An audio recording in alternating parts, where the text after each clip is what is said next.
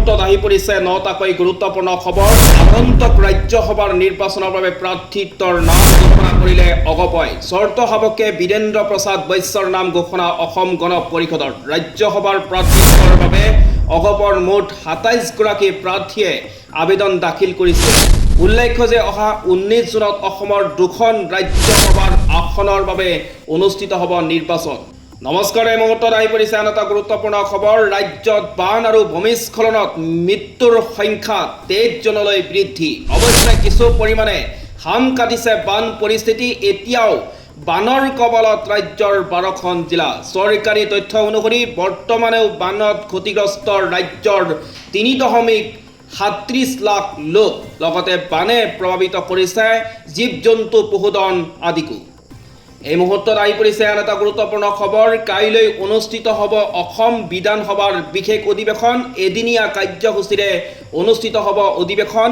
জানিব পৰা মতে এই অধিৱেশনতে সুকণ্ঠ ডক্টৰ ভূপেন হাজৰিকাক স্মৰণ কৰিব সদনে।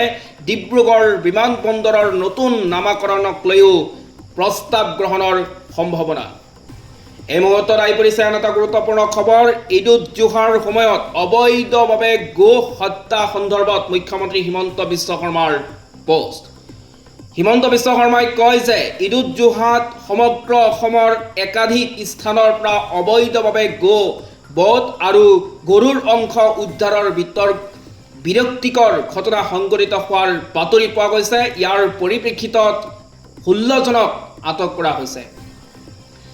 এই মুহূৰ্তত আহি পৰিছে আন এটা গুৰুত্বপূৰ্ণ খবৰ। পুনৰ ভয়াৱহ হৈ পৰিছে মণিপুৰৰ পৰিস্থিতি। ৰাজ্যখনৰ বিভিন্ন প্ৰান্তৰ পৰা হিংসাত্মক ঘটনাৰ খবৰ পোহৰলৈ আহিছে। তাৰ পাছতে বহু অঞ্চলত সান্ধ্য আইন জাৰি কৰাৰ লগতে ইণ্টাৰনেট সেৱা স্থগিত কৰা হৈছে। শনিবাৰে নিশা মেইডেন সংগঠন আৰম্ভই টেংগুলৰ এজন নেতা আৰু একাংশ সদস্যক গ্ৰেপ্তাৰ কৰাৰ পাছতে পুনৰ পৰিস্থিতি ভয়াৱহ হৈ পৰে।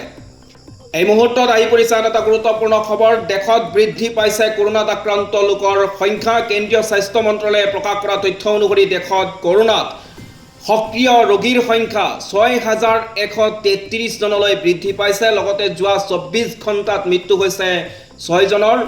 সমান্তৰালকৈ ঘৰলৈ সুস্থ হৈ যোৱা ৰোগীৰ সংখ্যা ৬,২৩৭ জন। এই মুহূৰ্তত আহি পৰিছে আন এটা গুৰুত্বপূৰ্ণ খবৰ। কৰ্ণাটকৰ মুখ্যমন্ত্ৰী সিদ্ধাৰ্থ মায়াই বাংগালুৰু দুৰ্ঘটনাত নিহতসকলৰ পৰিয়ালক লৈও এক ডাঙৰ ঘোষণা কৰে। মৃতকৰ পৰিয়ালক দিয়া সাহায্য ১০ লাখৰ পৰা ২৫ লাখলৈ বৃদ্ধিৰ সিদ্ধান্ত। উল্লেখ্য যে RCBৰ বিজয় পেৰিডত নিহত হৈছিল কেইবাজনো লোক আৰু নিহতসকলৰ পৰিয়াললৈ ১০ৰ পৰা ২৫ লাখ টকালৈ সাহায্য দিব বুলি কৈছে। এই মুহূৰ্তত আহি পৰিছে আন এটা গুৰুত্বপূৰ্ণ খবৰ। আমেৰিকাৰ ৰাষ্ট্ৰপতি ডনাল্ড ট্ৰাম্প আৰু টেছলাৰৰ মুৰব্বী ইলন মাস্কৰ মাজত বাকযুদ্ধ অধিক তীব্ৰতৰ হৈ পৰিছে। শনিবাৰে মাস্কে কিছু শিথিলতা গ্ৰহণ কৰিছিল যদিও ট্ৰাম্পে বিৰোধিতা কৰিছে আৰু ট্ৰাম্পে কয় যে মই তেওঁৰ লগত কথা পাতিব নিবিচাৰোঁ। ২০২৬ চনৰ মধ্যকালীন নিৰ্বাচনত ডেম'ক্ৰেটিক দলৰ সাংসদ আৰু প্ৰাৰ্থীক সমৰ্থন কৰিব পাৰে মাস্কে। যদি তেওঁ তেনে কৰে তেন্তে গুৰুতৰ পৰিণতিৰ সন্মুখীন হ'ব লাগিব। এই মুহূৰ্তত আহি পৰিছে আন এটা গুৰুত্বপূৰ্ণ খবৰ। টিম ইণ্ডিয়াৰ middle order batsmen Rinku Singh আৰু জৌনপুৰৰ SP সাংসদ প্ৰিয়া সুৰুজৰ এংগেজমেণ্ট। ৭ জুনত দুয়োজনে পৰিয়াল আৰু বন্ধু বান্ধৱীৰ উপস্থিতিত আঙুঠি পিন্ধায়। আৰু এনেধৰণৰ খবৰসমূহ যদি নিতৌ চাব বিচাৰে তেতিয়াহ'লে এই চেনেলটো এটা ছাবস্ক্ৰাইব কৰি ওচৰত থকা বেল আইকনটো অন কৰি ৰাখিব। এতিয়া চেনেলটো ছাবস্ক্ৰাইব হৈছে ৫০৬ আৰু অতি সোনকালে আপোনালোকে 1K ছাবস্ক্ৰাইব কৰি দিয়ক। আৰু যিসকলোকে এই ভিডিঅ'টো চাব প্ৰতিগৰাকী ব্যক্তিয়ে এই চেনেলটোৰ ছাবস্ক্ৰাইব কৰি ওচৰত থকা বেল আইকনটো অন কৰি ৰাখিব।